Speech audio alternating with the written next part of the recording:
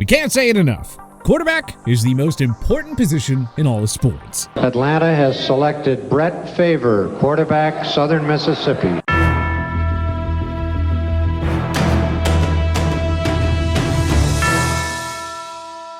A single decision involving an NFL quarterback can make or break an NFL franchise. So today, we present to you 5 such instances where an NFL team held on to a quarterback for way too long, and 5 times a team gave up on their signal caller way too early.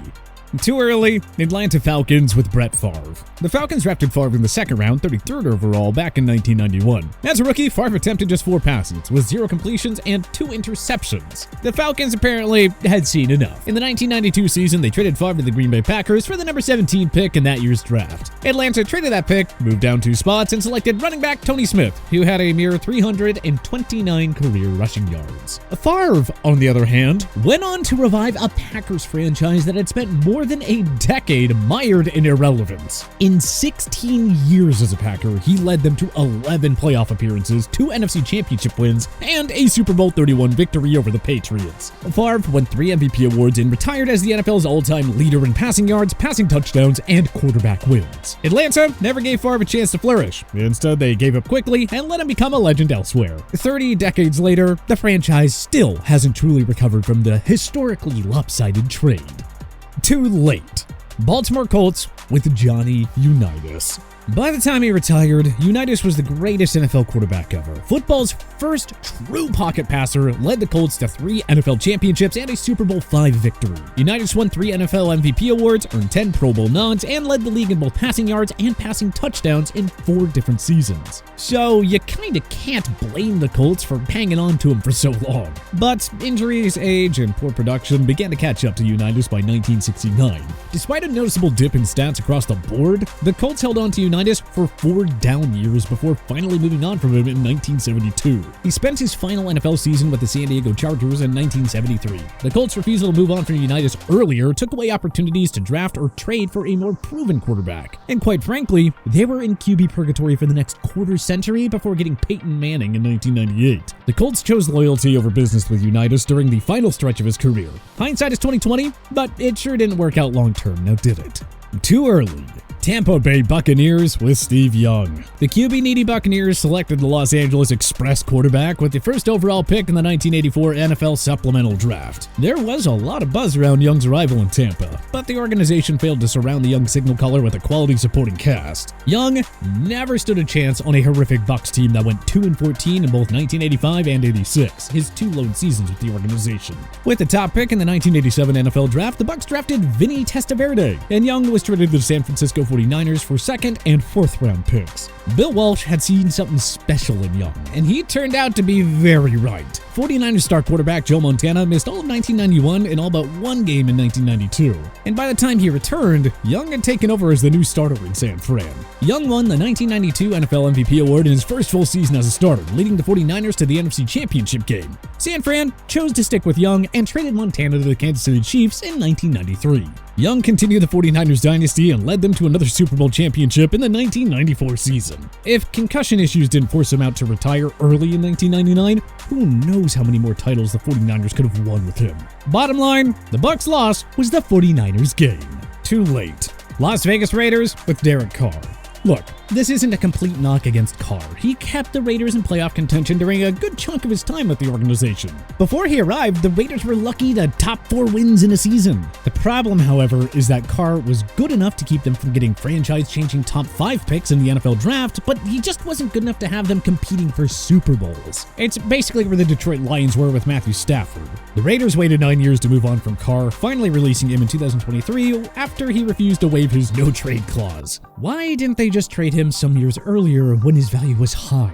John Gruden traded away Amari Cooper and Khalil Mack, but he chose to keep Carr around instead of tanking and completely rebuilding from scratch. Had they moved on earlier, the Raiders possibly could have had a guy like Joe Burrow, Trevor Lawrence, or Justin Herbert on their roster right now. But Raiders owner Mark Davis settled for long-term mediocrity by keeping a QB who could keep his team in games, while the rest of the group held them back from a potential Super Bowl run. This right here is how you don't run a franchise.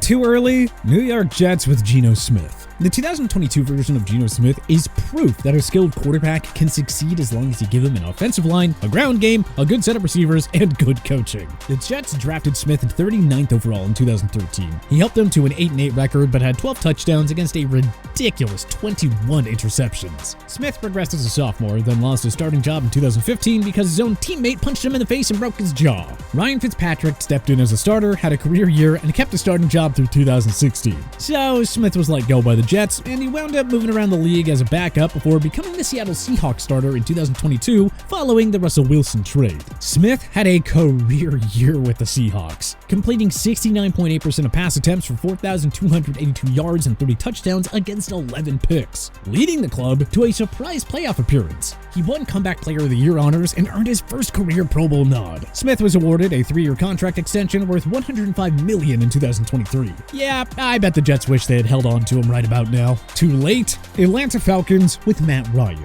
You know what we've said about the Raiders with Carr? The last 5 years of the Matt Ryan era were basically the same thing. The Falcons never got over their brutal Super Bowl 51 collapse. Owner Arthur Blank kept pushing back the inevitable rebuild, hoping they would regain the magic from their 2016 season. It never happened though. Instead, they only had losing seasons in each of Ryan's final 4 years as a Falcon. The worst part is that Ryan played well enough to get Atlanta around 7 wins each season. That's not good enough for a top 5 pick and certainly not good enough for a playoff berth. Atlanta only decided to trade Ryan in 2022 after their failed pursuit of Deshaun Watson. Ryan admitted that the Falcons' push for the controversial quarterback essentially led to him deciding that it was time to part ways. Just imagine if Atlanta began a rebuild and moved on from Ryan in 2019 or even 2020. They'd probably be a lot further along in the rebuild rather than practically at square one entering the 2023 offseason. Getting a third-round pick back from the Indianapolis Colts for Ryan was a nice move by GM Terry Fontenot, but his predecessor, Thomas Dimitroff, should have dealt the 2016 league MVP way sooner.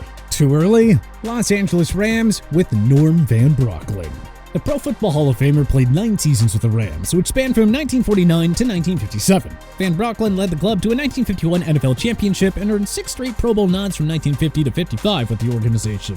After the 1957 season, Van Brocklin briefly retired before deciding to keep playing. However, Van Brocklin and head coach Sid Gilman didn't exactly see eye to eye on the offensive system. So, the Dutchman was sent to the Philadelphia Eagles in exchange for a first-round pick, Jimmy Harris, and Buck Lansford. Van Brocklin had 3 incredible seasons in Philly to close out his career, leading them to a 1960 NFL championship in his swan song season. He also won MVP honors that season and earned Pro Bowl nods every season in Philly. The Rams, quite frankly, didn't recover from this trade for quite a while. After trading MVP, they didn't make the playoffs again until 1967, and they didn't win a playoff game until 1974. Too late. The Chicago Bears with Jay Cutler. In 2009, the Bears acquired Cutler in a blockbuster deal with the Denver Broncos that sent Kyle Orton to the Mile High City. Cutler's first season with the Bears in 2009 was quite messy, to say the least. He had 27 touchdowns against a ridiculous 26 interceptions. In 2010, the Bears finished as the number 2 seed and went to the NFC Championship game, where they fell to the arch-rival Packers. But Cutler's inconsistent play just never went away. He continuously made mind-numbing decisions with the ball and couldn't cut back on the interceptions. Cutler fell out of favor with Bears fans. They thought he was a quitter who didn't really seem to care about winning too much. In 2014, the Bears made the ill-fated decision to hand Cutler a 7-year extension worth $126 million. Cutler went 12-23 as the starter over his final 3 years with the Bears after signing that deal, and he was released following the 2016 season. To make matters even worse, the Bears drafted future bust Mitch Trubisky 2nd overall in 2017 over Patrick Mahomes. Yeah, big oof. Too early? St. Louis Rams with Kurt Warner.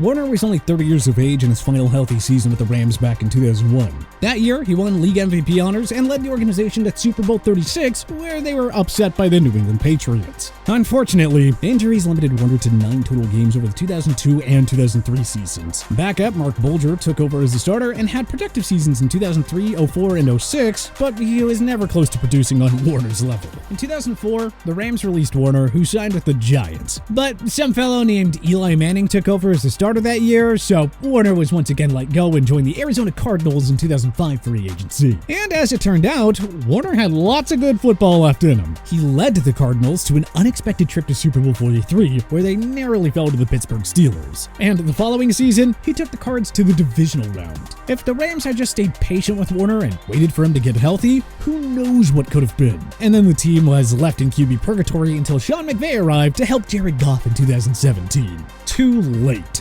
Dallas Cowboys with Tony Romo. On the one hand, the Cowboys eventually found Romo's successor, Dak Prescott, in the 2016 draft.